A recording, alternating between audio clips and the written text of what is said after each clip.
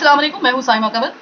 मैं गुज़िश्ता 10 साल से K21 चैनल से, जैसे कि आप जानते हैं, वाबस्ता हूँ। पहले मेरे क्रेडिट पे शो कराची की आवाज़ था और अब मैं करती हूँ चीकुटा कराची। इस तारुफ की जो वजह है वो ये है कि इस वक्त एक एहतजाजी वीडियो हम रिकॉर्ड करने के लिए जा रहे हैं। वो आपको समझ में आ गया होगा। गुज़िश्ता कुछ दिनों से आपने कुछ फीमेल एंकर्स के एहतजाजी वीडियोस देखे होंगे और एक पॉडकास्ट होता है आज से तकरीबन कुछ दिन पहले, हमारे ही बदकिस्मती से वो सहाफ़ी भाई हैं ज़ुहैब भट्ट साहब, उनका पॉडकास्ट होता है और उसमें एक इंतहाई गिरे पड़े नफ्सियाती आदमी जिसका नाम उमर आदिल है उसको मदऊ किया जाता है, जिसमें वो एक इंतहाई कंट्रोवर्शियल स्टेटमेंट पास करते हैं विदाउट एनी एविडेंस और विदाउट एनी प्रूफ के तमाम एंकर्स जो हैं वो किसी ना किसी की कीप है, किसी सेठ की या फला फला की, बगैर किसी एविडेंस के। तमाम तर एंकर्स का उन्होंने कहा कि तमाम तर एंकर्स, ये नहीं कहा कि सिर्फ चंद एंकर्स। अगर चंद एंकर्स की बात करते तो हम ये एक बेनिफिट दे सकते थे कि भाई ओके, तमाम फील्ड्स में जो होते हैं फरिश्ते नहीं होते, किसी भी फील्ड में फरिश्ते नहीं होते। ओके, अगर चंद की बात कर रहे हैं तो कम से कम ये एक हम लोगों को एक तसल्ली रहती है। लेकिन आपने कहा तमाम तर एंकर्स।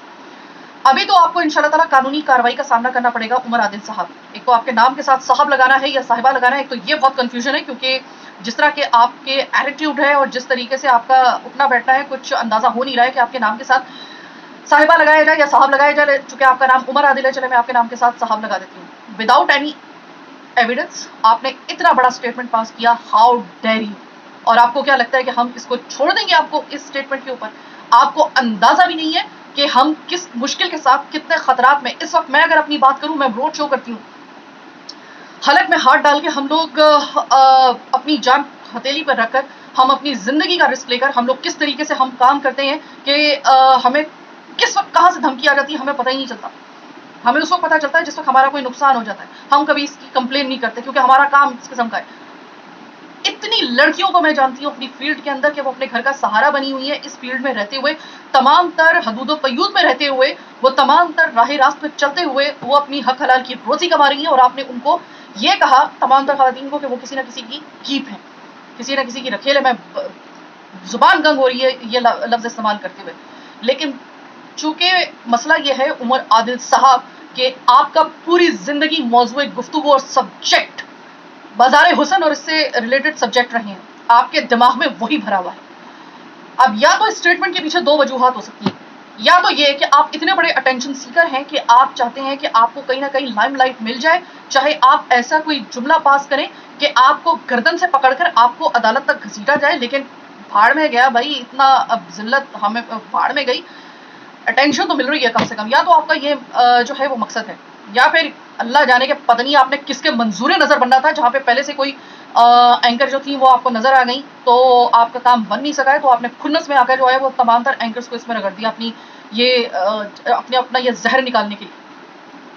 कहने को तो ये भी कहा जा सकता था, अगर आप आ ही गए हैं इस लेवल तक, तो कहने को तो हमारी तरफ से भी कहा जा सकता था कि आपकी इतने साल पुरानी शादी में और आपके कि आपकी बेगम बेजार हो गई थी आपसे।